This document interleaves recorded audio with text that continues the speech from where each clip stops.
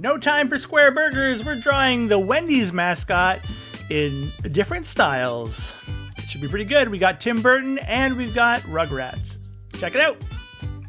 So to begin, we needed a reference to our original Wendy, so you can see me trying to get a version of that on paper. It takes a little bit of my style, but I do want it to be close to the original, just so we have a good frame of reference. You can see me trying to copy in that sort of lined style that really gets shapes in it nice and beautifully, and just trying to get that chin and jaw and mouth and nose in the right spots relative to the eyes. All of these things will help make the final product just a little bit better, a little bit more on point, and that's what a sketch layer is for. So we dive in here. I think I gave her a really big Karen hair to start, and it's not quite right. So we got to sort of pull that in a little bit, get it closer to what we want it to be, and really just find ourselves closer in line with the original design. Of course, Wendy has those iconic pigtails coming out the sides of her head, and I think that looks fantastic. Of course, the Wendy's logo, the Wendy's mascot only has a head and a little bit of the upper neck of her shirt, and that's all there is to it. So I decided not to press too much harder into this character and just focus on the head, because that's all there is. I could make up a body, but I felt like this would be more truthful to the whole thing if we just focused on the head version. Sort of like the logo of this mascot for the worlds in which we're about to recreate them. We get in here with the line art, and it really is all about trying to get those sort of shadow shapes that convey the kinds of things that are in the logo, because that's the style that the logo has. And I think it turns out pretty good in the end. I certainly like what I've made. It is just a replica of a logo of a professional company that we've all probably seen a million times. And so, you should feel good about that when you're done, because it's, well made. Anyways, we're getting the neck in here and the shirt, and then we'll drop in some color, and we'll basically be done our Wendy's logo. Let's see here. Yeah, I think it's time for color. By the way, my name's Patrick. I'm an artist. I like to draw fun pictures on the internet and challenge myself to do interesting and strange things like style swaps of mascots. If you like that kind of thing, make sure you subscribe and follow along, because, the fun never stops. I put out 2 videos a week and a bunch of shorts, just so, the good times can roll. And yeah. We were working on our Wendy here. She's very pale, I noticed, which becomes a problem when we move on to our Tim Burton one, because she's already quite pale. So we got to get this in here as close as we can to the original colors. I'm not doing any color selecting for this one. I'm just trying to pick colors that I like that work. And I think in the end, I'm pretty happy with how our Wendy looks. I did forget the little medallion, which needs to be blue as well, but we'll get that in a second. I found drawing these freckles to be a real challenge. They looked a little bit too zit-like the way I drew them. So I kept having to try to redraw them, change the color, try to change the dot quality. I don't know. In the end, it is what it is, but I definitely felt that they were not working for me, and I'm not sure what the secret is to making them work on the original logo. We're dropping some shadows here. Again, this is pretty easy because we're just trying to replicate shadows that already exist in the pre-existing logo. And so all the hard decisions of where do the shadows go have already been decided for me, and I don't have to, think that hard about it, which I think is a plus.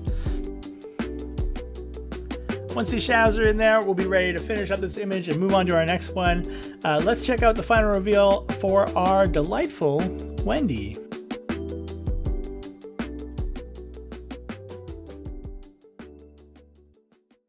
So once we had our original, it was time for us to style swap, and I chose the style swap of Tim Burton because I thought this would be very fun to see sort of a creepy, deep sunk eye version of Wendy. And so you can see me getting some very skeleton-like qualities here. The emaciated face of our new Wendy's character. Of course, in the Tim Burton style, things need to be very lanky, very pointy. And so the pigtails are coming out real thin and real disheveled. And I do really like the way they look. Of course, that hair, we're also going to go with a very tight hairstyle. And I think for the most part, the whole thing is going to really evoke Tim Burton in a very disturbing way. Once our line art is in here, we'll have a good time getting some colors in. But for now, it's all about getting those deep sunk eyes to look quite right. It's a little bit of a tricky thing. I don't always know if I'm happy with how it ends up looking with the Tim Burton eyes. I'm working on my own style of that. And that's part of art, right? You got to try things, you got to make mistakes, you got to do your best and see what comes from your attempt. And honestly, in art, your attempt is beautiful and wonderful in its own right. Even if you don't think it looks perfect or it's a bit of a disaster, none of that really matters. What matters is the joy of creation and the interesting things that come from giving it a shot, you know? And of course, we got to get in here with our pigtails. Again, we want to go with that real spindly style, almost like the bat bow tie that Jack Skellington wears.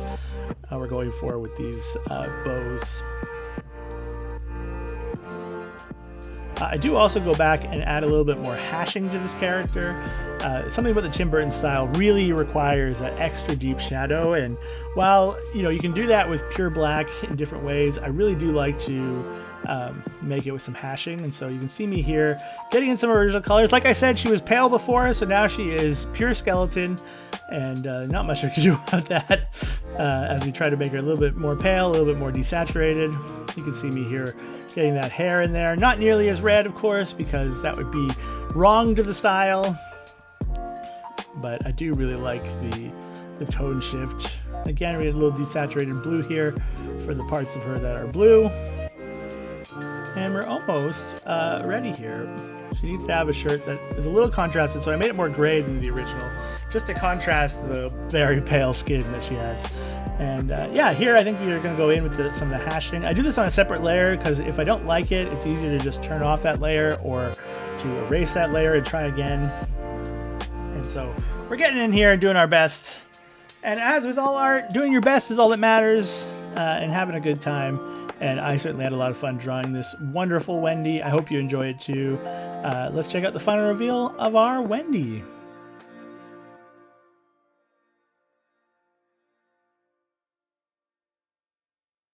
And the next style was that of Rugrats. This was a suggestion from my chat during the live stream where I drew this, and I could not be happier with this prompt in the end. I was a little nervous at first, to be honest, because Rugrats is a very particular style, and I'm not really familiar with drawing in that style. I've seen the show, obviously, but I never actually drew much in it, and so I went with an Angelica vibe.